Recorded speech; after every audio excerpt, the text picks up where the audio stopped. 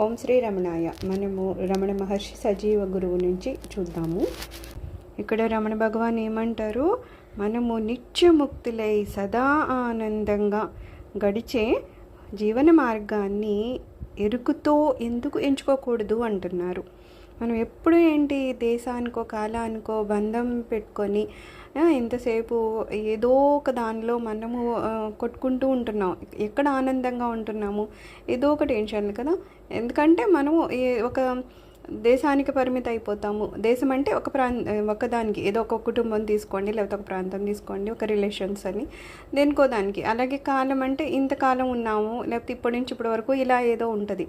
So అలాగ దానికి దీనికని relate అవ్వకుండా, అసలు వాటితో సంబంధం లేకుండా ఎలా అయితే ఈ జ్ఞానులు ఉంటూ ఉంటారో వాళ్ళు ఎక్కడున్నారు, ఎప్పుడున్నారు, దీంతో ఏం సంబంధం ఉండదు కదా. ఎప్పుడు సర్వవేళలా వాళ్ళు మహదానంద స్థితిలోనే ఉంటారు, ఎరుకతో ఉంటారు. మరి అలా మనం ఎందుకు ఉండకూడదు అని స్వామివారు మనల్ని అడుగుతున్నారు. అయితే ఎందుకు మనం అలా ఉండలేకపోతున్నాం అంటే, ఫస్ట్ మనకున్న ప్రాబ్లము, మనం అహంకారంతో ఉంటాం. ఏదో నేను అనే దాంతోనే ఉంటాము. ఏ కష్టం వచ్చినా నష్టం వచ్చినా నాకే వచ్చిందని, లేకపోతే ఏదో సుఖం వస్తే నేనే దీన్ని ఏదో సాధించేశానని, నేను నేను నేను అని ఎప్పటి వరకు మనం ఈ శరీరాన్ని పట్టుకొని దాని వెంటే పరిగెడతామో అప్పటి వరకు మనం ఏం సాధించలేమంట, సహజ ఆనంద స్థితిని పొందలేమన్నమాట. అందుకని ఏమంటున్నారు, నువ్వు ఎప్పటి వరకు నీ మనోపరిమితి అహంకారం వరకే పెట్టుకుంటావో, మన మనసుతో మనము ఈ శరీరమే నేను అనే ఆలోచనతోనే ఉంటామో అప్పటి వరకు మనం దాని నుంచి బయటికి రాలేము. అప్పటి వరకు మనకి శాంతి అనేది దొరకదనమాట. రమణ భగవాను అదే విషయం పదే పదే చెప్తూ ఉంటారంట. ఎప్పటి వరకు నువ్వు అహంకారాన్ని పట్టుకుంటావో దాని నుంచి నువ్వు బయటికి రావడం కానీ, దాని అనుభవాలు అంటే అది కష్టమో అని సుఖమో అని ఎప్పుడు మనం ఇదే కదా, ఏదో ఒక పని చేసామంటే దానివల్ల కష్టమో సుఖమో ఏదో ఒకటి అయితే ఖచ్చితంగా వస్తుంది. ఆ వచ్చిన దాన్ని ఎప్పుడు మనం మనతోనే లింక్ చేసుకుని పెట్టుకుంటాం. నేను కాబట్టి చేశాను ఇంత గొప్ప విషయము, అయ్యో నాకు కదా ఇంత కష్టం వచ్చింది. సో ఏమంటున్నారు, ఆ పరిమితుల్లోనూ ఉన్నంతకాలము నువ్వు నీ సహజ స్థితిని పొందలేమని చెప్తారట. ఎప్పుడు మనమంట ఈ బహిర్ముఖ జీవితంతో ముడిపడినట్లే ఉంటామంట. మ్యాక్సిమం మనం ప్రతిదానికి బాహ్య ప్రపంచంలోనే కదా కలిసి ఉంటున్నాము. అందుకని ఏమంటున్నారు, ఏదో ఒక దారంలో పూసలు గుచ్చామనుకో, అవి పూసలు లాగితే వస్తుంది, ఆ దారానికే చుట్టుకుని ఉంటాయి కదా. అలాగా మనం ఏమన్నా పని బయటకు లాగుదామా అంటే లాగలేము. ఎందుకంటే మనము అలాగా ఆ బాహ్య ప్రపంచంలో ఏదో దానికి కనెక్ట్ అయిపోయి ఉంటున్నాం అనమాట. సో ఏమంటున్నారు, నిన్ను నువ్వు ఆ బాహ్య ప్రపంచంలోంచి మరల్చుకోకపోతే ఇంకా అందులోనే అలా ఉండిపోయి అశాంతిగానే ఉండిపోతూ ఉంటావు అనమాట. ఇంకా అందులో ఉన్నంతసేపు మనసు ఏం చేస్తుందట, ఎప్పుడో ఏదో కోల్పోయామని, లేకపోతే ఏది జరిగిపోయిందో దాని గురించి మహా బాధపడిపోవడం, లేదంటే భవిష్యత్ కాలపు అసలు భవిష్యత్తులో ఏం జరుగుతుందో, అది సరిగ్గా జరుగుతుందో లేదో అనే భయం కానీ, లేకపోతే ఇలా జరిగితే బాగుండని ఆశించడం కానీ, ఇంకెంతసేపు ఏంటంటే వర్తమానం వదిలేసి మనం జరిగిపోయిన దానికో జరగబోయే దాని గురించి ఆలోచిస్తూ దాని చుట్టూరు తిరుగుతూ ఆ బరువును మోస్తూ ఉంటుందంట మన మనసు. అయితే అలాగా మనము జరిగిపోయిన దాని గురించి జరగబోయే దాని గురించి ఆలోచిస్తున్నాం అంటే ఏం చేస్తున్నాం, కేవలం మనం అక్కడ టైంపాస్ చేస్తున్నాం, ఆ కాలాన్ని అలా కదిపేసుకుంటూ పోతున్నాం. తప్పితే అక్కడ మనము శాంతిని పొందాలంటే ఏం చేయాలో మన గురువుగారు చెప్పినవి, లేకపోతే ఏదో పుస్తకాల్లో వినో, లేదా మొత్తానికి ఏదో ఒక మార్గం అయితే మనకి తెలుసు, కానీ అది మనం అనుభవపూర్వకంగా చేయలేదు అనుకుందాం. అవన్నీ విని ఏమవుతుంది, కేవలం ఏదో శుష్క వేదాంతంలాగా ఉంటుందన్నమాట. ఏదన్నా తెలుసుకున్నంత మాత్రాన జరిగేదేమీ లేదు. అందుకని ఏం చేయాలి, మనము జరిగిపోయిన దాని గురించో జరగబోయే దాని గురించో ఆలోచించడం పక్కన పెట్టి వర్తమానాన్ని ఏ రకంగా మనం తయారు చేసుకోవాలి. ఎందుకంటే వర్తమానంలో మనం ఏం చేస్తామో అదే మన భవిష్యత్తును కూడా నిశ్చయిస్తుంది, అది మనకు తెలుసు కదా. అలాగే వర్తమానంలో కూడా ఎప్పుడో జరిగిపోయిన వాటి గురించి అశాంతి పొందడము, అదే ఎందుకు ఆలోచించాలి. ప్రశాంతంగా కూర్చుని ఆలోచన రహిత స్థితిలో మన సహజ ఆనంద స్థితిని ఎందుకు అనుభవించకూడదు అని స్వామి అడుగుతున్నారు. నిరంతర ఆలోచన అనుభవం నుంచి విమోచన కావాలంటే మనిషి ఏం చేయాలి అని స్వామి అడుగుతున్నారు. ఏమంటున్నారు, మామూలుగా మనం ఈ ప్రపంచంలో అభివృద్ధి పొందాలి అంటే లేకపోతే అక్కడ ఒక పెద్ద ఉన్నత స్థితి కావాలి అంటే మనిషి ఏమైనా చేస్తాడంట. ఏమైనా అంటే తను ఎంతన్నా శ్రమించడానికి, ఎంత కష్టపడడానికన్నా ఒప్పుకుంటాడు.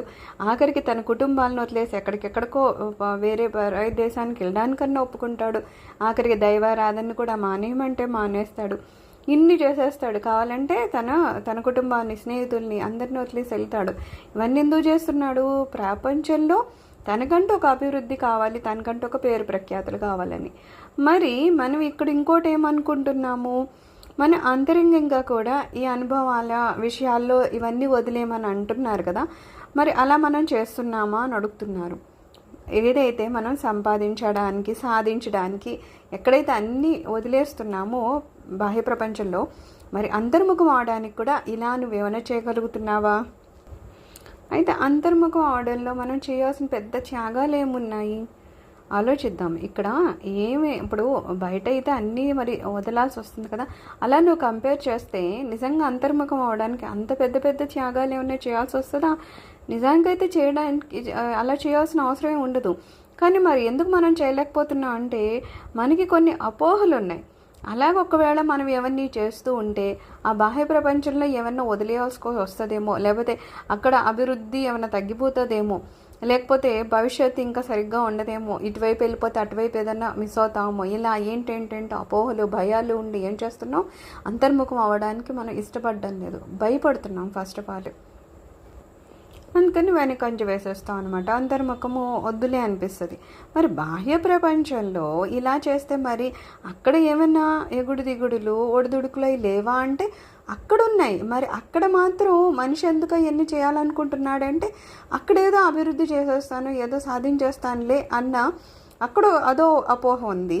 అక్కడైతే ఏదో సాధిస్తాననే అపోహ ఉంది. ఇక్కడైతే ఏదైనా కోల్పోతానేమో అనే అపోహ ఉందన్నమాట. అయితే నిజంగా బాహ్య ప్రపంచంలో అలా తిరగడం వలన నిజంగా ఎప్పుడూ పురోగభివృద్ధి జరుగుతుందా? కొన్నిసార్లు వాళ్ళు ఎంతో లాస్ అవ్వడం కూడా చూస్తున్నాం కదా. మరి ఎందుకు అంత కష్టపడి ఏంటేంటో వదిలేసుకొని అంత హానికరమైన సాహసాలు ఎందుకు చేస్తున్నారు అని స్వామి అడుగుతున్నారు. దానికన్నా మనం ఎక్కడున్నామో, ఏం సంపాదిస్తున్నామో, ఎలా బతుకుతున్నామో అలాగే ఉండి మనలోనే ఉన్న ఈ సత్యచిత్ ఆనందాన్ని కనుక మనం ఆస్వాదించగలిగితే ఎక్కడున్నామో, ఎలా ఉన్నామో అలాగే ఆనందమైన జీవితాన్ని గడుపుతాం కదా. కానీ ఈ విషయాన్ని ఎవరైతే బాహ్య ప్రపంచంలో తిరగడానికి ఇష్టపడుతున్నారో, అక్కడే ఏదో నాకు దొరుకుతుంది అనుకునే వాళ్ళ దగ్గర చెప్తే ఏమంటున్నారు, ఒక చెవిటివాడి చెవిలో శంఖమూర్తి ఎలా ఉంటుందో అలా ఉంటుందని చెప్తున్నారు. అంటే ఎంత చెప్పినా సరే వాళ్ళకి అర్థం కాదు. బాహ్య ప్రపంచంలో తిరిగేవాడికి ఎంతసేపు బాహ్య ప్రపంచంలో కష్టపడితేనే ఏదో దొరుకుతుంది అనుకుంటాడు తప్పితే అంతర్ముఖం అయితే మాత్రం అంతకన్నా మహదానందాన్ని పొందుతాను అనే విషయం వాడికి అర్థం అవ్వదు, అర్థం చేసుకోలేడు కూడా అని చెప్తున్నారు. అయితే అర్థం చేసుకుంటే స్వామి ఏమంటున్నారంటే ఎవరైతే అంతర్ముఖం అవుతారో వాళ్ళు ఏ త్యాగము చేయాల్సిన అవసరం లేదంట, ఏది పోగొట్టుకునేది ఉండదంట, ఏమన్నా అయితే అంత లాభమే పొందుతారంట. అయితే మనకి సరైన సత్యము అవగాహనకు రాక అమ్మో ఏమైనా అంతర్ముఖం అయితే చాలా త్యాగాలు చేసేయాలేమో, లేకపోతే మనసు ఏదైనా చాలా కష్టపడిపోవాలేమో, శరీరం కష్టపడిపోవాలేమో, ఏంటేంటి లాస్ అయిపోతాను అది ఇది అనుకుంటూ ఉంటారనమాట. అయితే ఇక్కడ ఒకటి చిన్న ఎగ్జాంపుల్ ఏం చెప్తున్నారంటే, ఒక పనికిరాని చెత్తని కాల్ చేసాము అనుకుందాం. అందులో త్యాగమే ఉంది, అది నీకు పనికి రావడం లేదు, దాన్ని కాల్చి పెట్టేసావు, అయిపోయింది. ఒక దీపాన్ని వెలిగించావు, అందులో త్యాగమే ఉంది, ఒక దీపం ఉంది, వెలిగించావు, అంతే కదా. దీపం వెలిగించడం వల్ల మనకి దీపజ్యోతి వెలుగు వచ్చింది, చెత్త కాల్చేయడం వల్ల చెత్త అంతా అక్కడి నుంచి పోయింది, అంతే కదా. ఇందులో త్యాగం అనేది అసలు ఏమన్నా దేనికన్నా రిలేట్ అవుతుంది? అవ్వదు. అలాగే మనలో ఉన్న అనవసరమైన ఆలోచనల్ని మనం తీసి పడేస్తాం, అది చెత్త కాల్చడం లాంటిది. అలాగే మన లోపల ఉన్న ఆత్మజ్యోతిని చూడడానికి మనం ప్రయత్నం చేస్తాం, అంటే జ్యోతిని వెలిగించడం లాంటిది. ఇక్కడ త్యాగం అనేది ఎక్కడా లేదు, కానీ మనకి ఆ అపోహ ఉండిపోయిందన్నమాట. అంతర్ముఖమయ్యి ఈ బాహ్య ప్రపంచానికి దూరం అయితే ఏదో బయట ప్రపంచంలో ఏదో వదిలేసుకోవడానికి ఏవో చేయాలేమో అని అదొక రకమైన భయము, అపోహలో మనం బతికేస్తున్నాం. ఇక్కడ ఏం చెప్తున్నారు, రమణ భగవాన్ మనకు ఒక మార్గాన్ని సూచించారు కదా. ఆ మార్గంలో గనక మనం వెళితే ఆఖరికి మనకి ఏం దొరుకుతుందంట, మన నిజ స్వరూపంలో, మన అంతరంగిక మార్గంలో ఎరుకతో ఉన్న మన సహజ శాంతి స్థితిని మనం పొందుతామంట. మనం ఎక్కడైనా ఎందుకు పరుగులు తీస్తున్నాము, ఎవరిని ఎందుకు చేస్తామంటే శాంతిని పొందడానికి, ఆనందాన్ని పొందడానికి. ఈ ఆనందం శాంతిని నువ్వు ఎక్కడో బయట పరుగులు తీసి సంపాదించడానికి ప్రయత్నం చేస్తున్నావు, కానీ అది నీలోనే ఉంది. నువ్వే త్యాగం చేయక్కర్లేదు. ఎక్కడున్నావు, ఎలా ఉన్నావో అలాగే సంపాదించమని భగవాన్ ఒక మార్గాన్ని ఇస్తే అందులో మాత్రం మనం పయనించడం లేదు. అలా పయనిస్తే ఖచ్చితంగా ఆఖరికి మనం ఎక్కడికి చేరుకుంటామో శాంతిని, ఆనందాన్ని పొందే మన సహజ స్థితికి చేరుకుంటాం అన్నమాట. ఇక్కడ మన రమణ భగవాన్ మార్గాన్ని అనుసరిస్తేనంట మనం అనుక్షణము చావడము, క్షణానికి నూతన జన్మ ఎత్తడం జరుగుతూ ఉంటుందంట. ప్రతి క్షణం ఏం చేస్తాం, మనకొచ్చే ఆలోచనని చంపేస్తూ ఉంటాము. అలాగే క్షణము నూతన జన్మ ఎత్తడం అంటే ప్రతి క్షణము నా సహజ సిద్ధమైన ఆనందాన్ని చవి చూస్తూ ఉంటాం, అందులో రమిస్తూ ఉంటాం. సో ఏమవుతుంది, కొంతకాలానికి అలా అలవాటు పడి మనకి ఇంకా చావు అంటే భయం అనేది ఉండదు. ఎవరైతే జ్ఞాని ఉంటాడో అతను ఈ శరీరానికి వచ్చే చావు గురించి భయపడ్డనమాట. అంటే ఏంటి, అతనికి అమరత్వం వస్తుంది అనమాట. వాళ్ళు విదేహముక్తి అయిపోతారు. శరీరానికి వాళ్ళకి సంబంధం ఉండదు. అది ఎలా ఉంది, ఏముంది, అది ఉంటుందా ఉండదా అనే టెన్షన్ కూడా ఉండదు. ఎవరైతే జ్ఞాని కాకుండా ఉంటాడో, ఎవరికైతే శరీరం మీద విపరీతమైన మోహం ఉంటుందో అతను ఏం చేస్తాడో, క్షణం భయపడతాడు, అమ్మ ఈ శరీరానికి ఏమవుతుందో, ఉంటానో ఉండను అని. సో ఈ డిఫరెన్స్ వస్తుంది అనమాట.